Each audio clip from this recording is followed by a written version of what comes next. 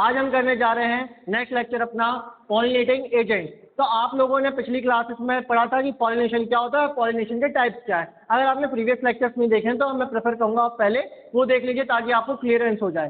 तो स्टार्ट करते हैं आज का टॉपिक पॉलिनेटिंग एजेंट्स। देखिए पॉलिनेटिंग एजेंट्स जो होते हैं दो टाइप के होते हैं। एक होता है आपका क्या, एबायोटिक, और एक होता है बायोटिक। बायोटिक का मतलब लिविंग और एबायोटिक का मतलब नॉन लिविंग। तो कुल मिलाकर के जो आपके इंसेक्ट होते हैं, बर्ड होते हैं, ये सारे या फिर एनिमल होते हैं, सारे के सारे किस में आ जाते हैं, बायोटिक में आ जाते हैं। और नॉन बायोटिक में जो अपना एबायोटिक है, नॉन लिविंग जो है, उसमें कौन आ जाता है, आपका विंड हो गया, वाटर हो गया, है ना भाई।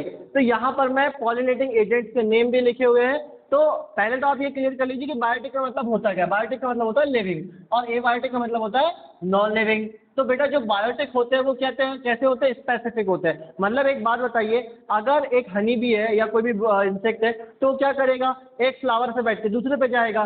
तो यहाँ पर क्या है, स्पेसिफिक रहता है कि वो एक ही जगह पे जाएंगे, फ्लावर टू फ्लावर जाएंगे। बट जो विंड होती है या वाटर होती है जो आपका एबायोटिक के अंदर आता है वो स्पेसिफिक नहीं होती। मतलब हवा चल रही, जरूरी थोड़ी है कि वो हवा उस पोलन ग्रेन को कहाँ ले जाए, फीमेल तक के ही ले जाए, ये कोई जरूरी नहीं है। तो ऐसे ही इसलिए इसको एबायोटिक को नॉन स्पेसिफिक कहा जाता है और बायोटिक को स्पेसिफिक कहा जाता है। अब देखिए यहाँ पर नेम के बारे में बात करते हैं। जो एबायोटिक है, एबायोटिक के अंदर विंड आ जाता है और वाटर आ जाता है, दो ही टाइप होते हैं। बायोटिक के अंदर अलग अलग टाइप हो जाते हैं। एनिमल्स के द्वारा भी आपका होता है पॉलिनेटिंग, ठीक है, इंसेक्ट के द्वारा भी होता है, बैट के द्वारा भी होता है, बर्ड के द्वारा भी पोलन ग्रेन का ट्रांसफर मतलब पॉलिनेशन होता है। तो यहाँ पर मैं देखिए ये बायोलॉजिकल टर्म लिखे, अगर विंड के द्वारा पॉलिनेशन हो रहा है तो एनिमोफिली कहेंगे, वाटर के द्वारा पॉलिनेशन हो रहा है तो हाइड्रोफिली कहेंगे, एनिमल के द्वारा पॉलिनेशन हो रहा है तो जूफिली कहेंगे, इंसेक्ट के द्वारा पॉलिनेशन होता है तो एंटोमोफिली कहेंगे, और बैट के द्वारा अगर पॉलिनेशन हो रहा है तो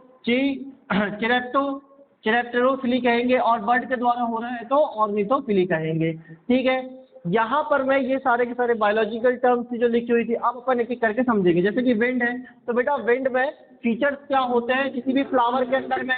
तो देखिए यहाँ पर जो फीचर्स है वो दिया है। पोलन ग्रेन कैसा होगा विंड का, जब विंड पॉलिनेशन होगा तो उस पोलन ग्रेन का साइज स्मॉल होगा। क्यों होगा स्मॉल, क्योंकि बेटा अगर पोलन ग्रेन का साइज ज़्यादा ही बड़ा होगा तो साइज बड़ा होने के कारण मास भी उसका ज़्यादा होगा, और हैवी मास के कारण हवा चलेगी तो ज़्यादा दूर तक के नहीं जा पाएंगे, स्प्रेड नहीं हो पाएंगे। इसीलिए क्या होता है, जो पोलन ग्रेन होते हैं उनका साइज क्या होता है, स्मॉल होता है compare to other pollen grain. फिर पिस्टिल कैसी होगी, पिस्टिल एक्सट्रैक्टेड होगी, मतलब उठी हुई होगी, ऊपर की ओर रहेगी, बाहर रहेगी, ताकि वो पोलन ग्रेन को क्या कर सके, अपने पास ले सके, मतलब अपने स्टिग्मा पे रह सके। और जो पिस्टिल होगा वो एक और चीज होगा बेटा, स्टिकी होगा। कैसा होगा, स्टिकी। अगर पोलन ग्रेन सॉरी जो आपका पिस्टिल है, पिस्टिल स्टिकी नहीं होगा तो पोलन ग्रेन गया, ठीक है, वो फिर से गिर जाएगा। तो स्टिकी होने के कारण पोलन ग्रेन वहाँ रुका रहता है, फिर आगे की प्रोसेस होती है। तो यहाँ पर मैं एक और चीज देखिए, पोलन और पिस्टिल तो क्लियर हो गया। फ्लावर जो होता है, फ्लावर कलरलेस होता है, ऑर्डरलेस होता है, नेक्टरलेस होता है। क्योंकि एक बात बताओ बेटा, आप जब विंड के द्वारा पॉलिनेशन होना है, हवा के द्वारा पॉलिनेशन होना है, हवा चली तो पोलन ग्रेन उड़ा और स्टिग्मा तक के पहुंचा। तो इसमें जब किसी का इंसेक्ट का रोल ही नहीं है तो ना ही फ्लावर को कलरफुल होने की जरूरत है, ना ही नेक्टर होने की जरूरत है, और स्मेल की तो बात ही नहीं होती। मतलब बिना इसके भी पॉलिनेशन पॉसिबल है। ठीक है, जिस फ्लावर के अंदर ना ही आपको स्मेल आ रही है, ना ही वो कलरफुल दिख रहा है, ना ही उसके अंदर नेक्टर, तो आप समझ जाइए इस फ्लावर का पॉलिनेशन सिर्फ एक ही इंसान करा सकता है, विंड। ठीक है ना, इंसान मतलब एक ही जरिए से हो सकता है, विंड के जरिए। ठीक है, तो एनिमोफिली क्लियर हो गया। अब बात आ जाती है हाइड्रोफिली की। हाइड्रोफिली बेटा रेयर होता है, जैसे कि मतलब यहाँ पर पॉसिबिलिटी बहुत कम हो जाती है ना। कैसे पॉसिबिलिटी कम हो जाती है, क्योंकि भाई पानी जो होता है, पानी के अंदर आपका जो पोलन ग्रेन होता है, पॉलिनेशन है, पॉसिबल होता हो नहीं पाता है। तो यहाँ पर मैं देख सकते हैं आप, जो पॉलिनेशन है, ठीक है, वो बहुत रेयर होता है। एक्वाटिक अगर हम बात करें तो ऑन सरफेस और अंडर वाटर दो तरीके से होता है। सरफेस पे पॉलिनेशन होगा तो अंडर वाटर होगा पॉलिनेशन। तो ऑन वाटर हाइड्रिला और वेलिस्नेरिया में देखने को मिलेगा, और अंडर वाटर सी ग्रास जूस्टेरा में आपको देखने को मिलेगा। तो एग्जाम्पल है। ठीक है, यहाँ पर मैं देखिए फीचर्स की मैं अगर बात करूँ इसकी, जैसे इसमें फीचर्स तो ऐसे, इसमें भी कुछ थोड़े फीचर्स रहते हैं कि एक्वाटिक जो रहता है, एक्वाटिक में आपके जो एक्वाटिक में भी फीचर्स क्या रहेंगे, एक्वाटिक में फीचर्स ये रहते हैं कि यहाँ पर में जो रहता है आपका मेल गैमेट मोटाइल होता है, फीमेल गैमेट मोटाइल नहीं होता है। मेल गैमेट जो होता है वो वाटर करंट के द्वारा फीमेल तक के पहुँचता है, देन पॉलिनेशन हो पाता है।